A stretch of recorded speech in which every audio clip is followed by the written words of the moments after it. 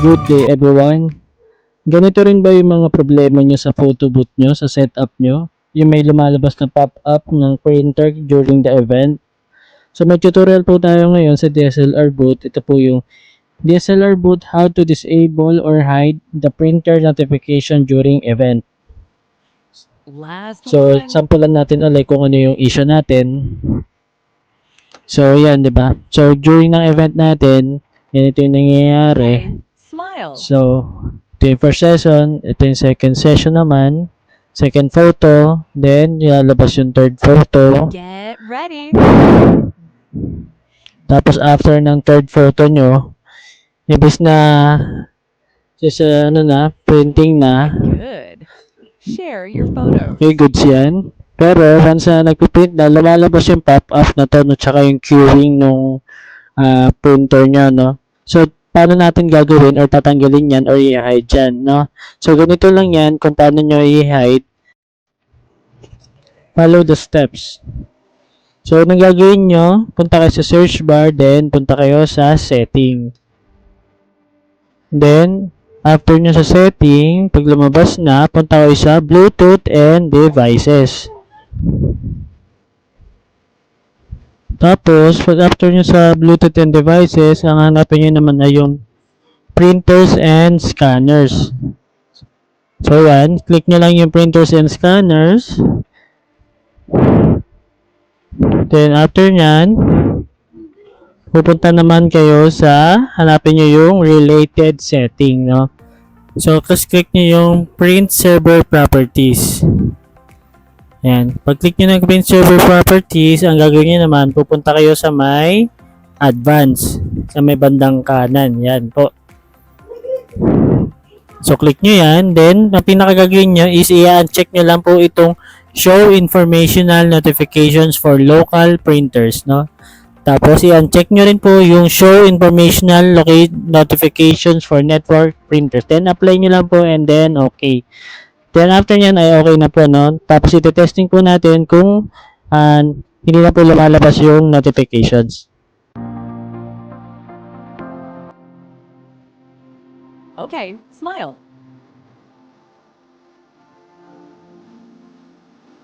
Get ready.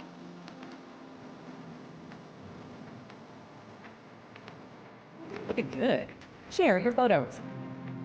Ayan. Kung napansin nyo dito sa testing natin, lumabas pa rin yung notification ng printer. So, ibig sabihin, hindi gumana yung ginawa natin. So, meron pang isang way para matanggal natin yan. So, sundan nyo lang yung step, no? So, ayan. So, ang gagawin nyo, punta kayo sa search bar. Then, type nyo device manager. Tapos, click nyo yung device manager. Then, pag nasa device manager na kayo, hahanapin nyo yung printer, no? So, yan. Kung napapansin mo, ito, nasa baba siya ng print queues. Yan. Epson L805. Then, properties po, no? After nyo makita yung properties, punta kayo sa setting, then, devices and printers folder. Click nyo lang po yan. Then, lalabas po itong pop-up na to. Then, hanapin nyo yung printer nyo, no? So, right-click nyo, then, punta sa printing preferences. After nyo maklik yung printing preferences, lalabas po ito. Then, punta po kayo sa maintenance, no? Then, hanapin nyo yung extended setting.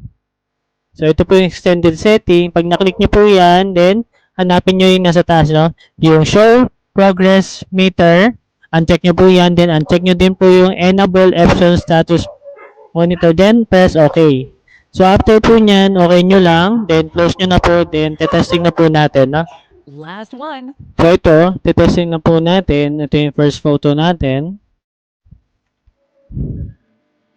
Then, Get second ready. photo naman natin.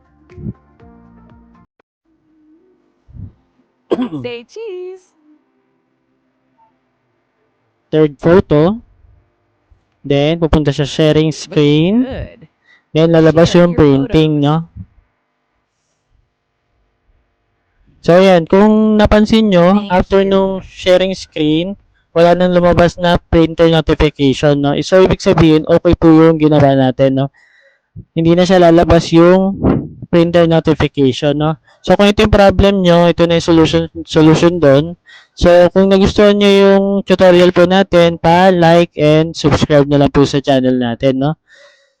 So, kung sa mga ano pala, gusto nyo ng photo booth application, i-DM nyo lang po ako sa TikTok tsaka sa Facebook, Boss TV Tutorial.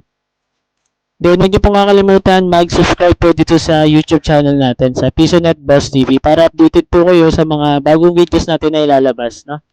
Thank you for watching!